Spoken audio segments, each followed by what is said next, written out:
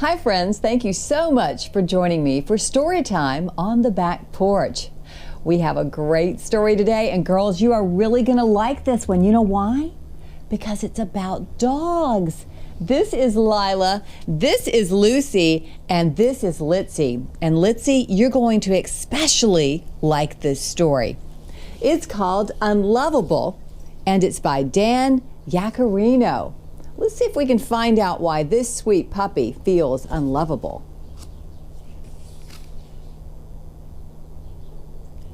Alfred was unlovable.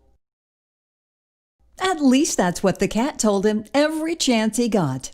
"You've got the ugliest mug I've ever seen. No one could love you." Alfred tried his best to ignore the remarks, but it was difficult, especially since the cat had taught the parrot to say, "Unlovable, squawk, unlovable," whenever Alfred walked by. The goldfish gurgled in agreement. But what was it that made him unlovable?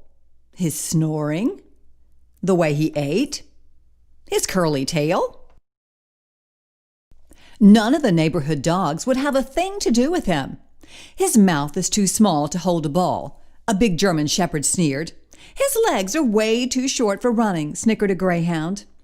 A pampered poodle chuckled. "Did you see that face?" "Beat it, shrimp," growled a Doberman. "You couldn't even scare a mailman." Alfred didn't like staying in the house since the cat was always making fun of him. The parrot was always squawking, "Unlovable," and the goldfish was always gurgling in agreement.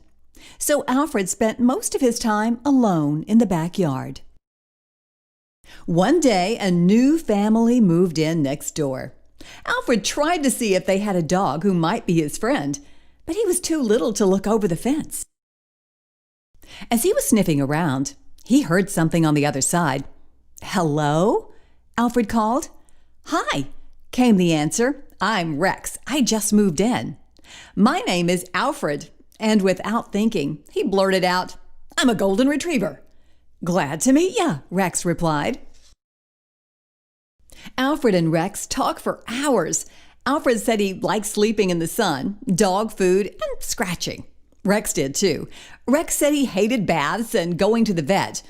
Alfred did too. It began to get dark. Soon it was time for dinner, and they both went inside. That night, Alfred thought about how much he liked Rex and how much they had in common. Then he thought about the fib he had told. Alfred was sure they'd be friends as long as Rex never saw how unlovable he was. The next day, when Alfred and Rex were chatting, a squirrel jumped onto the fence between them. They both barked at it. The squirrel took one look at Alfred and climbed up a tree. Rex said, "You sure showed that squirrel who's boss, Alfred." But Alfred was thinking, if Rex ever sees me, he'll run away too. "I'm going to dig a hole under the fence," said Rex one day. "Then I can squeeze through to the other side, and we can meet." Alfred heard Rex digging. When he heard Rex wiggle under the fence, he ran and hid behind a bush. Then he heard Rex call, "Alfred, where are you?" Suddenly, Rex poked his head into the bush where Alfred was hiding. "You look just like me," gasped Alfred. "Wow, this is great," said Rex. "You're not a golden retriever after all." Alfred had to laugh. Who cared what the others said? Rex was his friend, and Rex liked him just the way he was. Together, Alfred and Rex ran. They jumped, they played. And Alfred never felt unlovable again.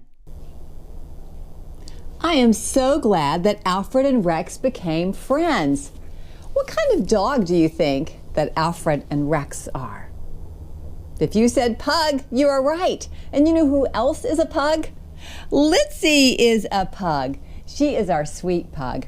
And you know, Litzy's extra special because she only has one eye. But none of her friends here make fun of her. We all think she's very lovable. Well, I hope you liked today's story. We'd love for you to join us for another story, and you can do that anytime by subscribing to our YouTube channel, Storytime on the Back Porch.